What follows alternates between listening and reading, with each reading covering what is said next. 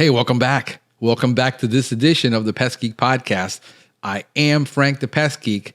Hey, we're going to be discussing when you know it's time to quit or make a change in your business. And this could be a very, very difficult, sometimes traumatic experience in your business, but I've had to do this several times as my business evolves, as I look at my mission and vision, as I look at my long-term plan, I look at my strategy, we find that we run into walls on problems that we didn't anticipate. And therefore, we have to drop certain services, add certain services, make dramatic changes. Give you a little bit of background. As you know, I started back in 2006 as a pest control, and in 2009, I launched my own company, and we were a company that I had started in 2009. The economy basically took a dump, and we lost a major part of our business. And what we were finding is there were other services we could do. So we started doing landscaping, we started doing property services, we started doing pool services, and we had pest control, and we had this really neat bundle that we could sell people, especially for our very, very wealthy clients. We dealt primarily with rich Venezuelans that had just come over from Venezuela when the thing started getting bad. And they came over here with millions of dollars, and they were buying up these properties and wanted somebody to do everything for them. And that's how we did it. And we were able to grow substantially. The only problem was we needed one department for everything and one person for everything. And we still had to have a pool crew. We still had to have a landscape crew. We still had to have, so that we had 3 crews going to this house. And what the customers later wanted, as the economy kept slowing down and it didn't pick up, was bundle packages, but they wanted a reduction in price. And they wanted, we're not Comcast, we're not selling software. This requires physical people to do all this physical work. And we couldn't give you a 30% discount on doing things that are difficult, like, pool service and landscaping and pest control, which requires, a dedicated crew with a dedicated vehicle. So in 2013, I had decided I had enough.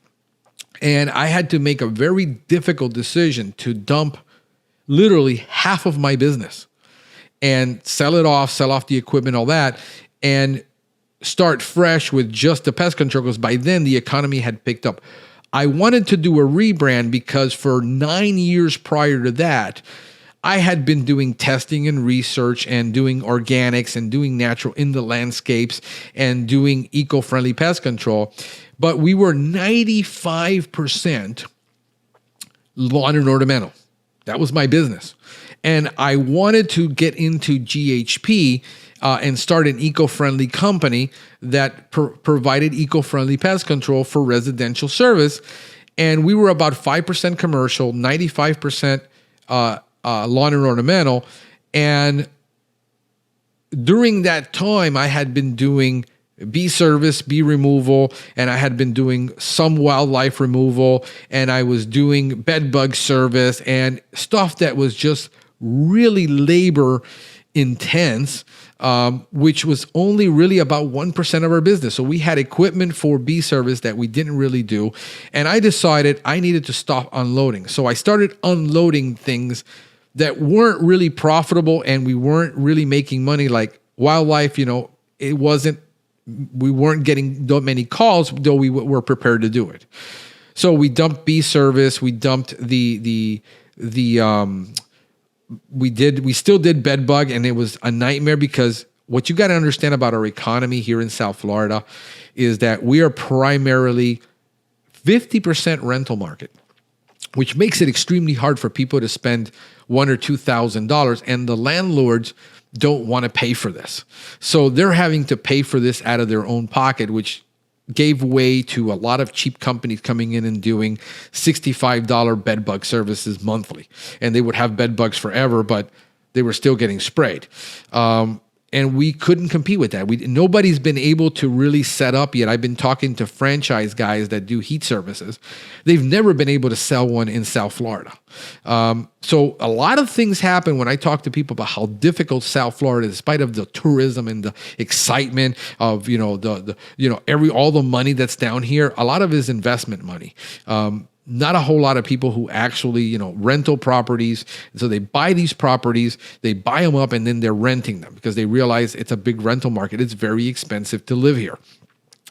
So I decided that in 2013, and how I came to that decision, because in 2009, I was already making plans to open up an eco-friendly company. Nobody had heard of it.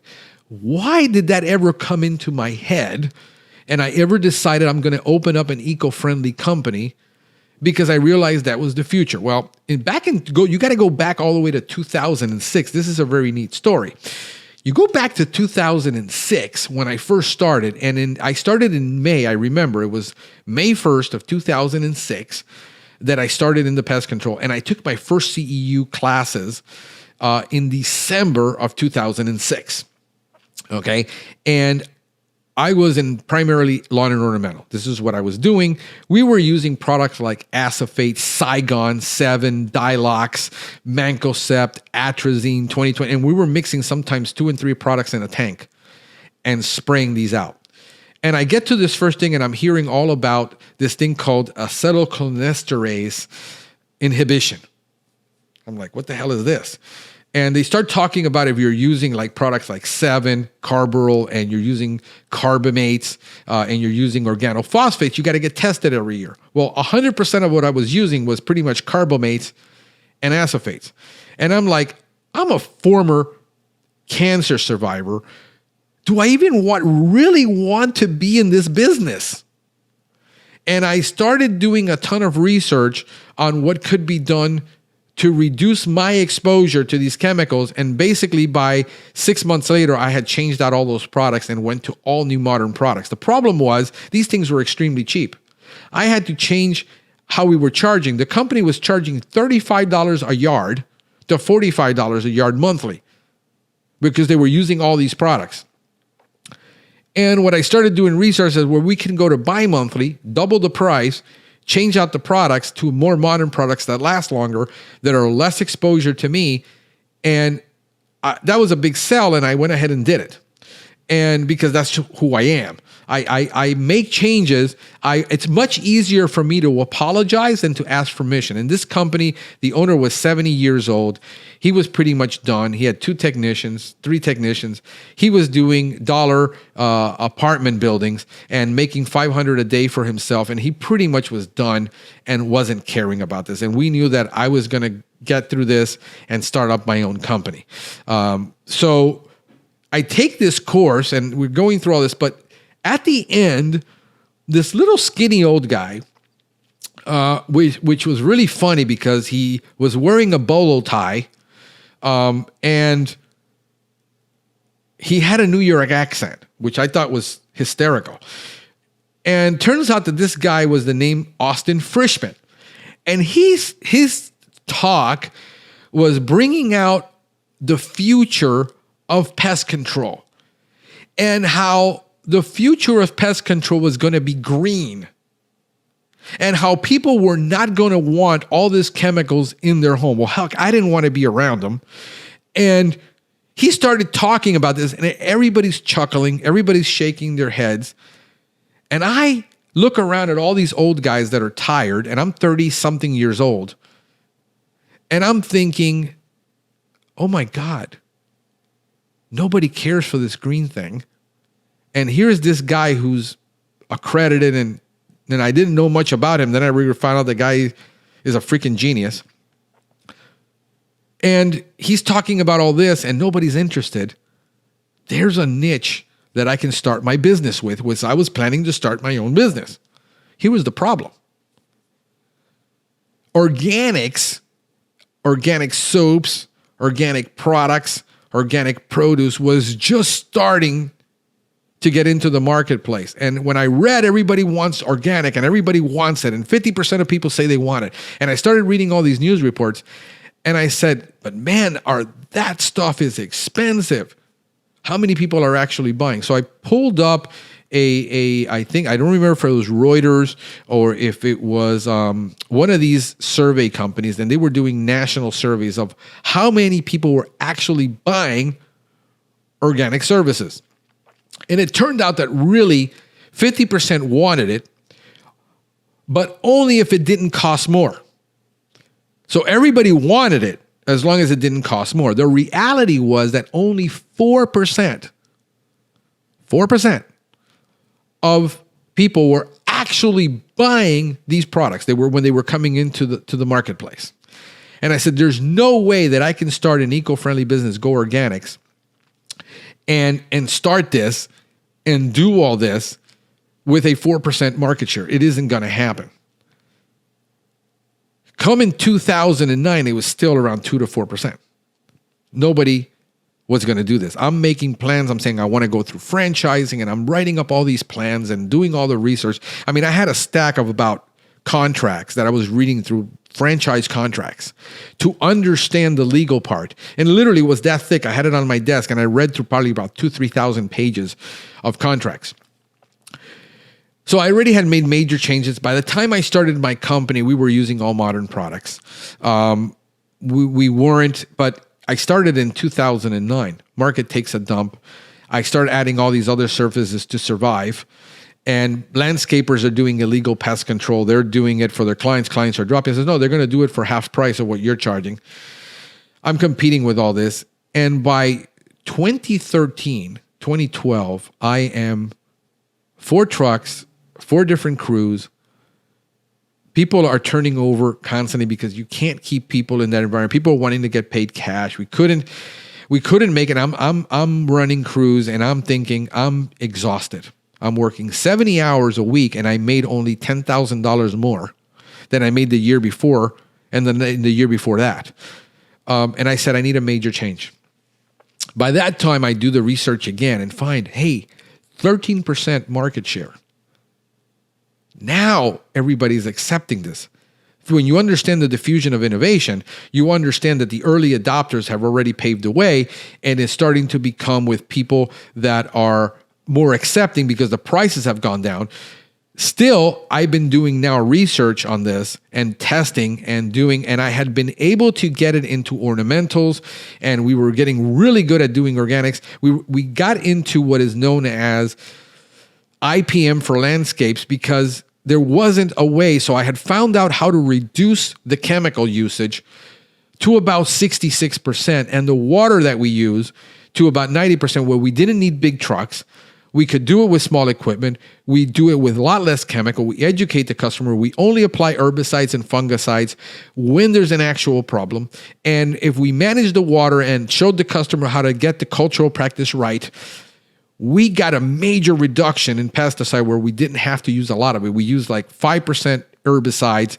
Maybe we were using 5% on fungicides, and then it was insecticide, and then we went to organic fertilizers, and we had a program that was really good by this time. The problem is I had never done GHP really in organics, and I learned to do IPM. I took an entire course from FMC back in 2007 and learned how to do commercial and industrial IPM the way it's done in facilities and hospitals. And I said, the closest thing I got to organics is this. Then we went into organic facility management, and I understood how to do organic facilities to be able to comply with certification of organic products.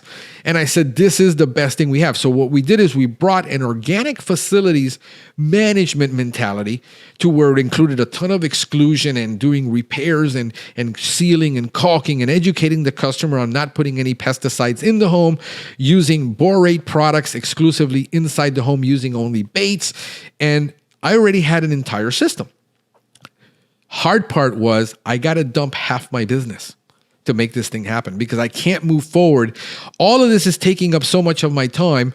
Dealing with all these clowns of employees and contractors and things was a nightmare. And I had to make a choice to say, I got to cut this off and focus only on pest control, because pest control, we had 3 other business revenue models, and pest control was doing 50 to 60%, except it was 95% lawn and ornamental. So I go ahead and I say, in 2013, I said, I'm done. I'm working 70 hours a week. This is not sustainable. I can't keep doing this. How am I going to break in? So I decide to do about 6 months to a year's worth of research. I said, I'm going to go with SEO and I'm going to go with YouTube videos. And that's how I'm going to sell my business. And I was sure this was going to work. So I start shutting everything down systematically, start selling everything off. And I lived off of the sale of everything that I was selling off, the equipment, all that. I sold away some contracts. The landscaping was irrelevant. Nobody was going to pay me anything. It was going to die down. Selling a landscape business isn't worth anything. You basically sell it for pennies on the dollar, 10%. It isn't worth anything. And I lived off the sale while I was building up the pest control only and doing online videos. I was blogging once a day, doing 1 video a day, and it started to take off, and I rebranded to a new name because there was already an acceptance in the market. And sure enough, that started working to the point where I was working in 2013, 2014, 2015. By 2016, I was already hiring a part-time tech, helpers, and I went through an entire process, a painful process of learning to hire and fire. I've had, in 13 years, I've had 9 technicians, okay? Very difficult process because I was doing it wrong. I had to learn how to hire, how to create a process to hire, how to do all this. But that initial dumping of getting out of that business and saying, where is my income going to come from? Had to take a lot of guts for me to do that, make that cut and make it drastic and just move forward. So I did that. And here we are 5 years later, where we got now 2 technicians, 1 L&O, 1 GHP. And I got to make a difficult decision now. We don't do bees. We don't do wildlife. We don't do bed bugs anymore. We just focus on GHP. The GHP is exploding so fast that I could literally double, triple my business in the next 2 to 3 years and grow it, where it only takes, here is the main problem that I have, and I've made this post before, and why I'm telling you it's such a difficult decision, because I invested so much of my time and energy into creating a green L&O business, the greenest that there is in South Florida. The problem is it takes me a year to train a tech to do that work and be good at it to where he's now managing the route and is on his own. The problem is when that person quits, gets tired, it's going to last 2 to 3 years. He's going to he sees, man, it's so much easier to do GHP than to do L&O. I'm tired. I want to transition to GHP. I got to now go through this entire process with L&O again. And that's the challenge. So I decided, and I've been talking about this with several guys that are here in Florida that have large businesses. And I've talked to them and I said, listen, I'm tired. And he says, we're tired of it too, but it's a good moneymaker. The problem is our profits keep slipping.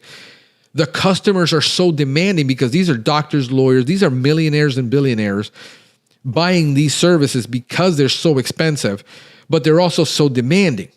We're there once a month on every property where we don't sell a bi-monthly service. To do what we have to do, it's monthly.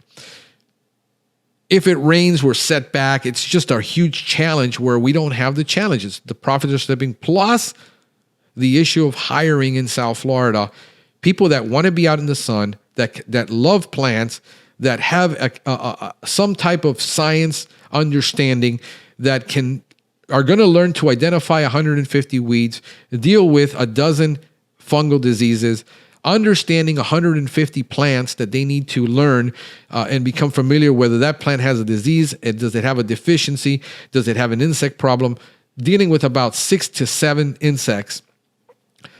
It takes about a year. It takes me 40 hours to get a technician to do maintenance. And it takes me only 30 days to get him to do cleanouts. And he's on his own and he's producing in 30 days 95% of what he needs to know.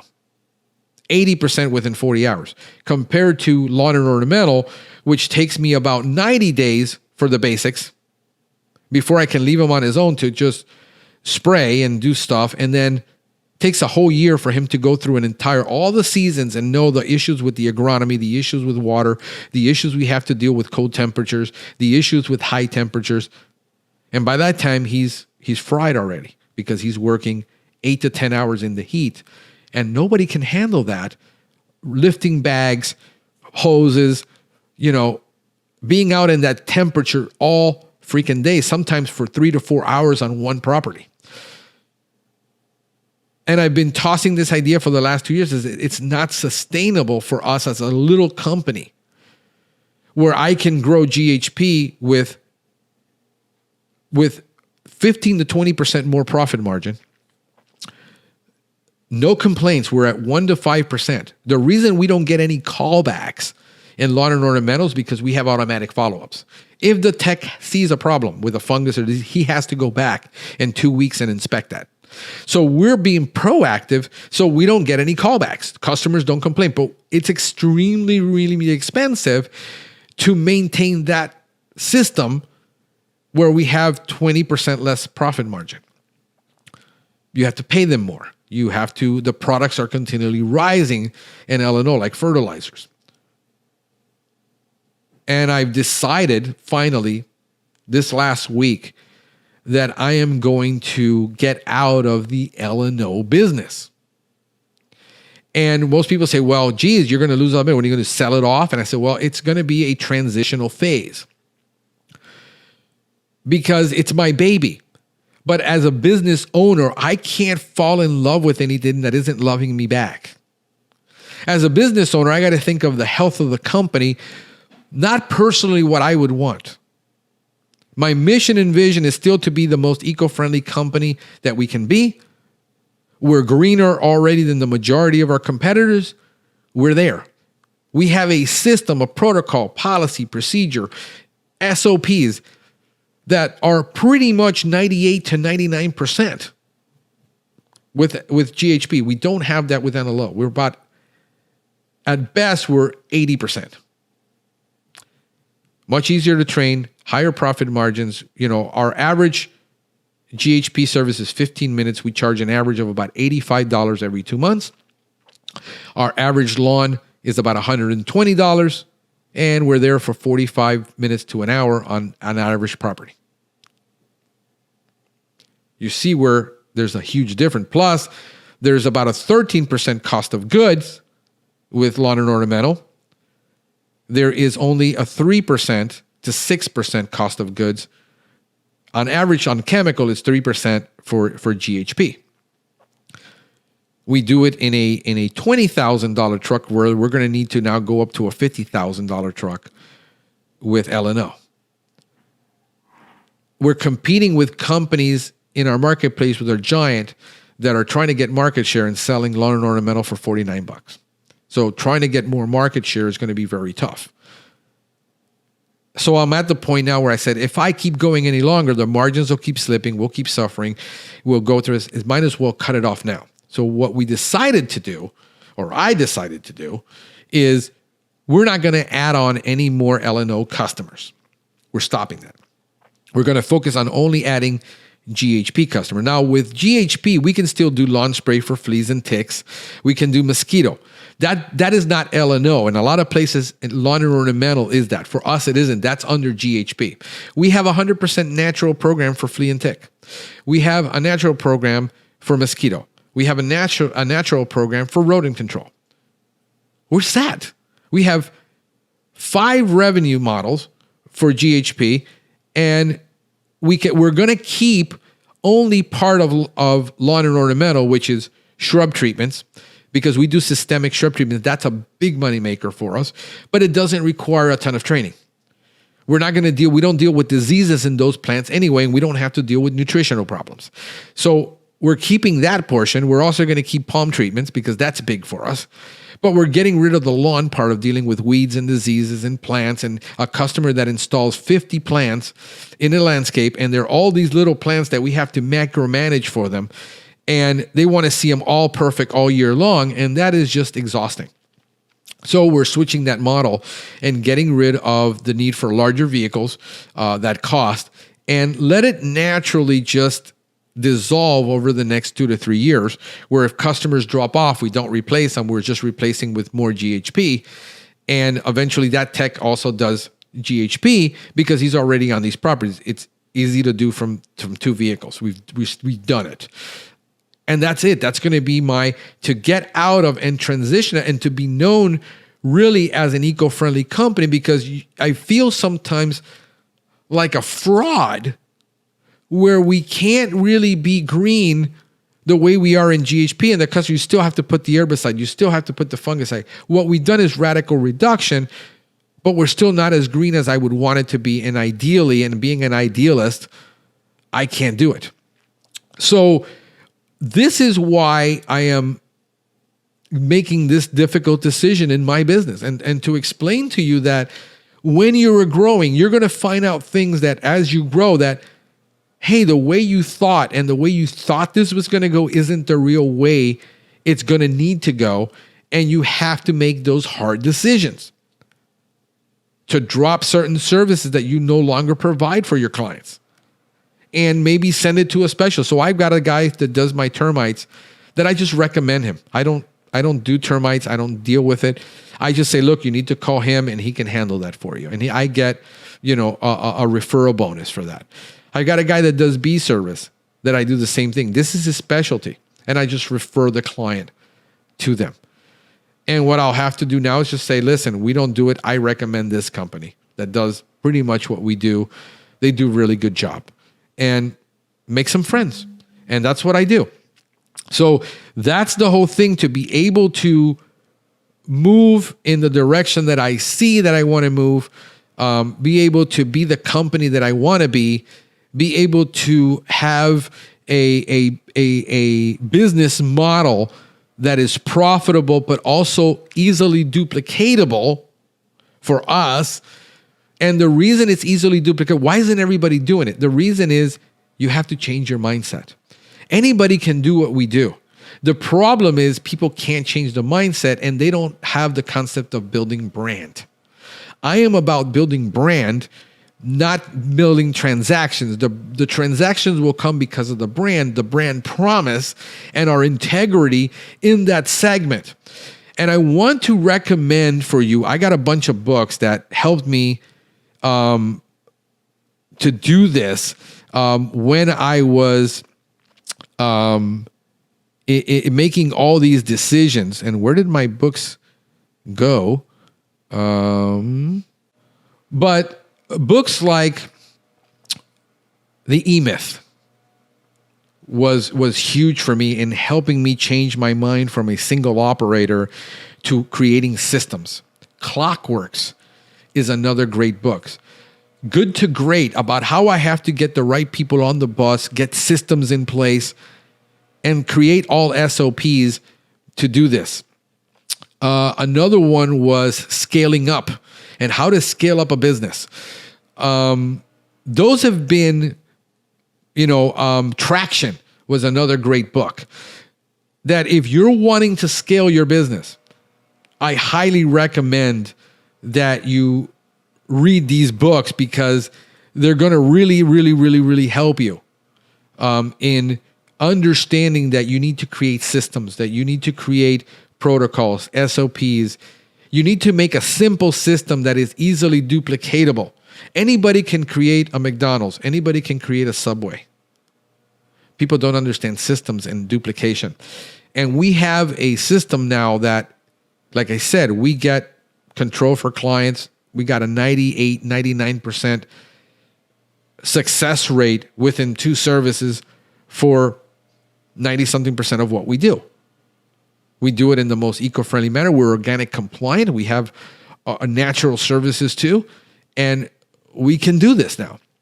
So in order to take my company forward to the next level, be able to duplicate it and to do that $2 million, that $1 million of a company that I want to have, and get it as big as I possibly can, because that's what I'm wired for, then these are the changes I need to make in order to make this happen. Unload things that are holding me back. that are dear to me, but I realize are a load on me and they're not helping me move forward.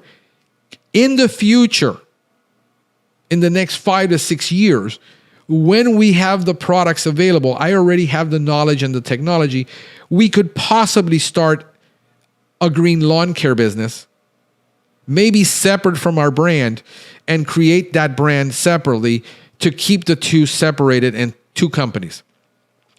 And that's something I'm looking at and things that I struggle with. And these are struggles that they're not easy to make. I mean, people say, just make decisions. No, these are really difficult decisions that I have to make in my business. But I hope, and I've been proven right by the decisions I've made so far.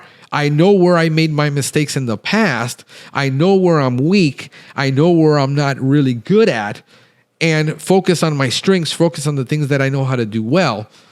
Things like being in front of this microphone, things like being in front of a camera, being in front of people. I need to be the face of the brand and be in front of as many people as I can get in front of to pitch my story to.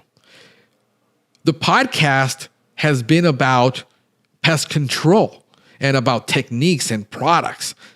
And I think the podcast is taking on a new life where it's about now my journey into the future of growing a business, still doing training, getting people trained and people educated, but more of documenting this journey in my life, helping other people who want to grow through the journey, not because I'm a guru, not because I'm an expert, because I'm not, but because I've already walked through the places that you're going to be wanting to walk through, and then I can help you navigate that, if that makes any sense.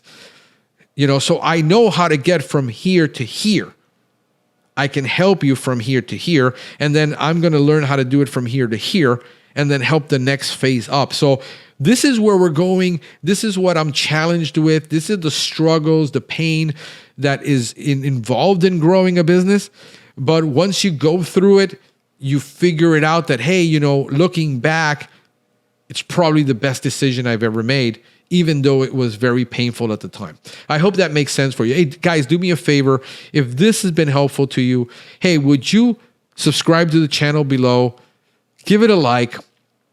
Leave me your comments, because I do respond to the comments. And go ahead and share this with your friends. I would greatly appreciate that from you. Hey, this has been Frank the Pest Geek wishing you a pestacular day.